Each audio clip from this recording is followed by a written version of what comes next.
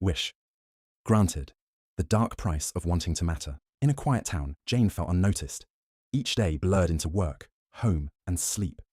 One night, she stumbled upon an old Reddit thread titled, "The Last Wish." Intrigued, she clicked. The post promised that typing in a desire would grant it by dawn. Skeptical yet intrigued, Jane typed, "I want to be noticed. I want to matter."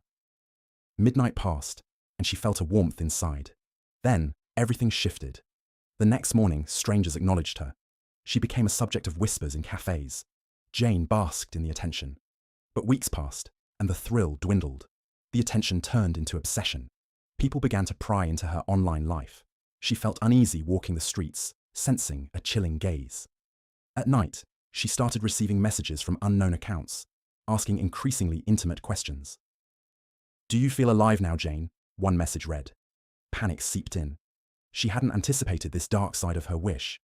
After blocking countless accounts, Jane thought she'd regain some control. A few days later, she found a package on her doorstep. It was an old diary, and inside, she recognized her own handwriting. The entries reflected her deepest fears, often warning about seeking fame. "What have you become?" one entry read, dated for a future she hadn't reckoned with. Heart racing, she turned the page. It listed names, people she knew, all marked with X's.